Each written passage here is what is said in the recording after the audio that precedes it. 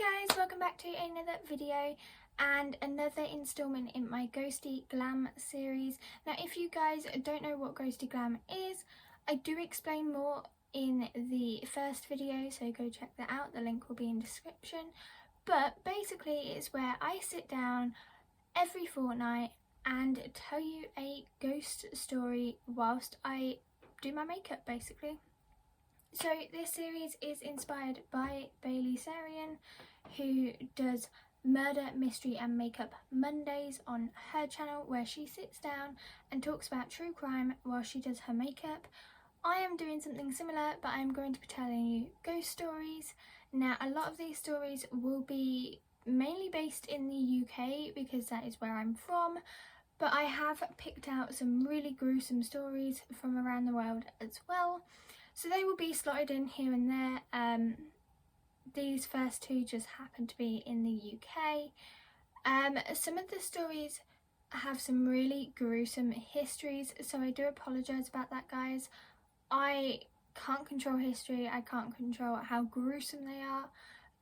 This one does have a little bit of a weird backstory that I'm doing today, but yeah. So all products will be listed down below that I use, so you guys can go pick them up for yourselves. Also, if you do like this video, hit that thumbs up button and hit the subscribe button, and also hit the notification bell, because let's face it, the subscribe button means absolutely nothing nowadays. I just really want to thank you guys, because since I posted the last video I have gained quite a few subscribers, so thank you guys for that. But yeah, enough of me rambling on. Today's video is going to be on the lovely Borley Rectory in the UK. So yeah, let's get on with this video. So I have just quickly done my eyebrows off camera, just because I don't like doing them on camera. And I'm just going to clip my bangs out the way and move the rest of my hair out the way before we get on with this. So Borley Rectory was built in 1862 by a Reverend Henry Bull, and it was a Gothic Victorian rectory that was put on the site of an old monastery in Essex, because that's what we do. We build on top of things, guys, in the UK. Ow, just whacked my knee. So stories claim that a monk from the monastery and a local nun fell in love with each other, and they planned to leave their religious confinements and run away together, start a new life. All of that beautiful stuff that we wish to do with our lives. So they planned to do that, but they were caught by various people in their religious confinements, and the monk was sentenced to death. They haven't, I couldn't find anywhere that said how he died, most likely hanging in those days, but there is nothing to confirm that. And the nun was imprisoned. Now there are stories that the nun was actually bricked up alive, so she basically was buried alive to a degree. But there is also, again, nothing completely confirming this, just stories, basically. Also, today I'm doing a really bright and colourful look. I have no idea why. So, many have labelled paranormal events at the rectory as fake, but this is yet to be disproved. So there is quite a lot of evidence to suggest these things did happen, even though some people believe it's fake. Obviously you guys can make up your own minds on this, because this one is heavily haunted, shall we say. So you guys can make up your own mind. So I have separated the history into each person that lived there, because each person experienced different things, shall we say. So the first person is Henry Bull, or was Henry Bull, shall we say. And construction on the rectory was completed in 1883, and the Bull family took residence in the house, which was erected on the site of the floating nun, and where she had been seen. Now, this was in a time before electricity and plumbing was widespread, and so the only thing that made an occasional noise in the house that was anything to do with stuff like that was the water pump. So one day, two of the Bull daughters and their nursemaid was in a field, just like having fun, as you do, because that's what we had to do to have fun back in those days. Not that I would know, I wasn't born back then, but you know. And they noticed a woman in white floating behind, following basically, a pair of girls in an opposite field. And when they asked and questioned these two girls about who this person was, whether they knew her or anything, they had no idea they were being followed. Literally no idea. So that probably freaked them out a little bit. And then one afternoon, when Ethel Bull, so Henry's wife, was in the house, all the servant bells began ringing simultaneously, and it was followed by a sound of a gush of water, but there was no water around, like she could find no water. Servant bells also constantly rung even after Henry had cut all the wires to try and silence them. There is no explanation as to why. Everything was just going off. It just was. So also on a regular occasion, when the Bull family was sat down dining, they would see like this sad looking nun staring at them through the window. And it was kind of like, well, who is this woman? Why does she keep watching us eat our dinner? But every time someone went out to greet her and talk to her, she would disappear. It even got to the point where Henry had the window bricked up so she couldn't see into the house, basically. So one of the Bull daughters would also frequently be awoken by being slapped in the face mysteriously. No one could explain this strange slap. She just got slapped in the face. She would also hear like weird sounds on her door, like tapping and things like that, and it couldn't be explained at all. Also on a regular basis, every night, shall we say, at 10:30 p.m, heavy footsteps would be heard outside of the girls' bedroom, and they couldn't be explained. Strange lights would also be seen like under the door of empty rooms, like locked rooms. They would see lights in there. And the only source of light in the rectory came from oil lamps, so they couldn't understand why they could see lights so much. So, quick side note, I've just cut my crease off camera just because it was going to take up too much time. But guests wouldn't stay for very long at the rectory because they were so scared of anything happening to them that they would leave very quickly, or they would stay one night and leave very quickly in the morning. Don't know what that is. but people just didn't like staying there. Also, a phantom horse-drawn cart was seen and heard, and a dark-skinned man was seen in the upstairs corridor.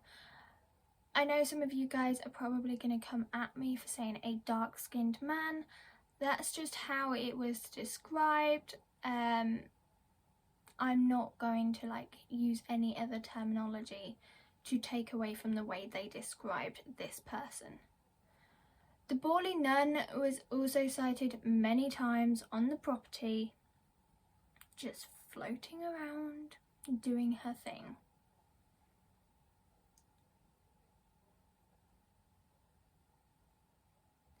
So Henry Bull fell ill aged 59 and died in the master bedroom that is now known as the Blue Room, and his son Harry took over the rectory, but he too died of illness in 1927.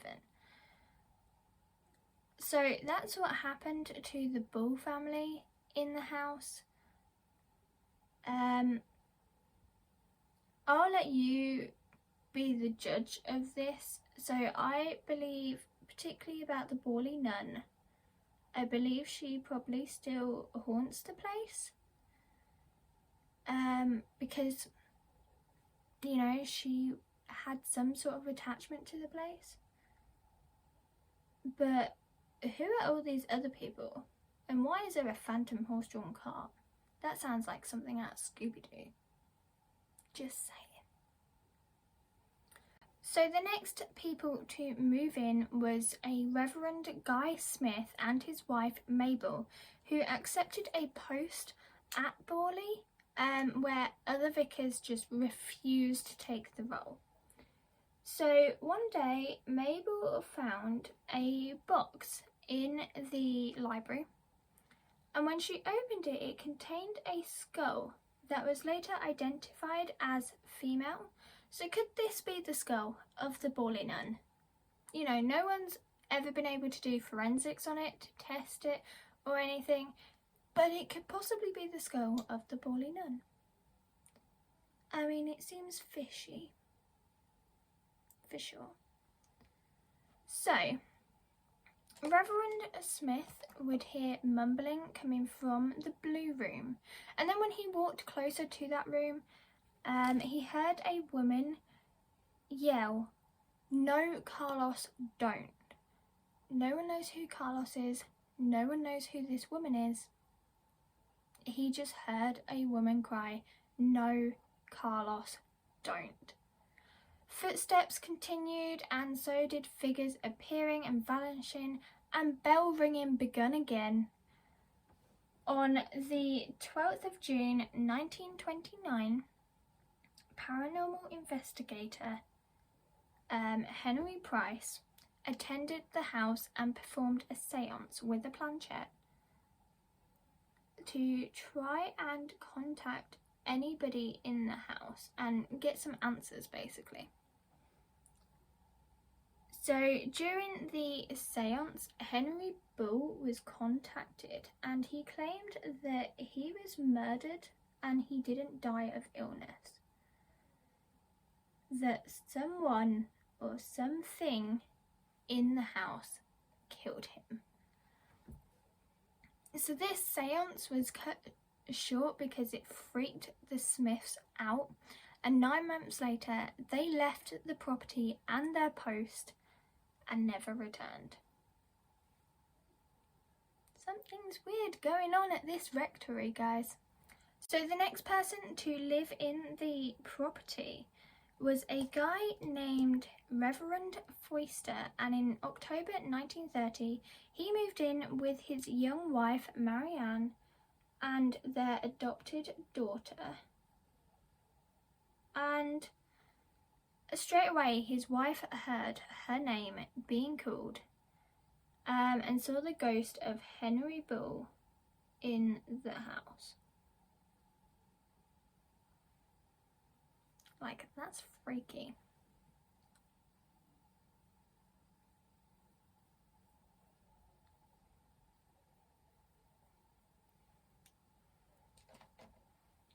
So footsteps were heard and figures were also seen and would like disappear again like they did before. And objects were even moved, sometimes thrown at the family, like probably to get their attention. Like there was a lot of poltergeist activity in this rectory. Now Forster himself actually found 2 chairs littered with upright pins, probably thinking, oh well, these people are going to sit in these chairs, they're going to get hurt, something like that. So Henry Price actually returned to the property to investigate more. I mean, Henry Price was really intrigued by this property anyway. But his investigations were later ceased when he actually accused Marianne of faking the events. Like, straight up said, no, she's the one faking these events. Like, you know, this is all baloney, basically. So, writing was found on the wall, and it later became like a conversation between Marianne and possibly the Borley Nun. You know, they're not sure, but they think it was the Borley Nun. I will put in photo evidence of this. Now, in October of 1935, Forster developed crippling arthritis and they left the property. So, you know, that happened.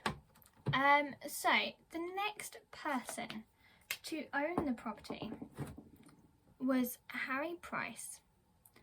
Now, like I've said before, he had visited the property on many occasions to perform investigations, and he was very interested in the property. So he took the opportunity to buy Borley and investigate it. He just wanted to know what was there, basically. And he did many investigations in the property whilst he lived there, and he did a seance that gave him contact to a woman called Marie Larry. I don't know if I'm pronouncing that right, but that's just the way it's spelled. So she was called Marie Larry, and she said that she had been murdered in the 1600s, which puts a good time date to history with the Borley Nun. So it could be, very well be, the Borley Nun.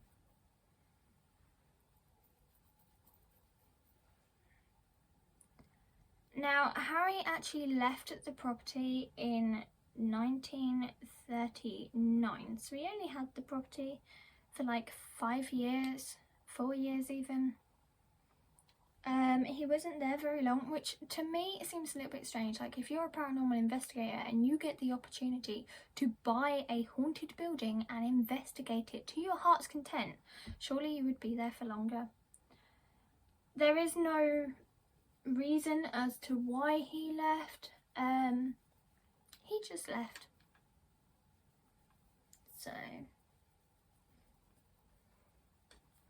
So just a side note, I've put mascara on and my base lipstick down because we haven't got much more of this story left.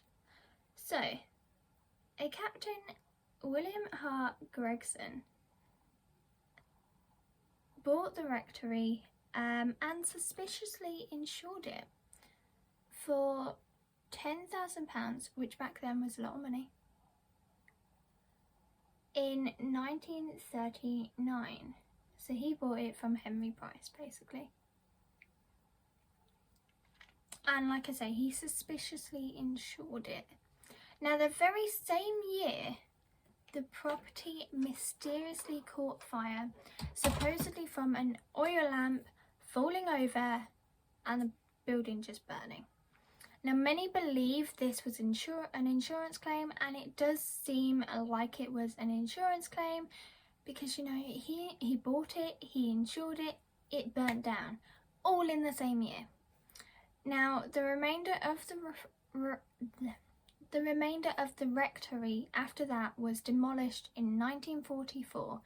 You can still visit the site where it was, but the rectory isn't there anymore. And that's the story of Borley Rectory for you guys. There was a lot of poltergeist activity in this place, and I mean, I'm going to leave it up to you to decide. Like I say, I believe the Borley Nun did haunt this place, and possibly Henry Bull after he died, but some of the others I'm a little bit skeptical about. It is definitely something that I would have loved to visit and experience myself, but unfortunately it no longer exists. It's just the land where it was, basically. There was a lot of newspaper articles on this at the time as well. I found some on Find My Past. I couldn't actually access them though because I don't have a subscription account, unfortunately. But there are plenty of stories and newspaper articles on Borley Rectory as well from the time. So yeah. Anyway, that's this video. If you like this video, click the thumbs up, comment down below, share and subscribe. If you have any places that you want me to look into, comment them down below and I will add them to my list and look into them for you guys. I do have a very long list as it is. But I do still need 11 places to complete the year.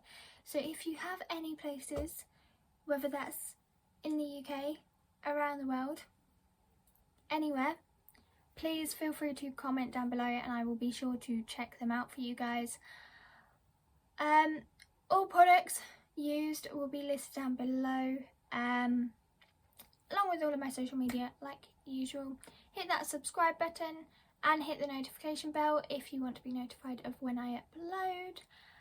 And yeah, I shall see you in the next video. Bye guys.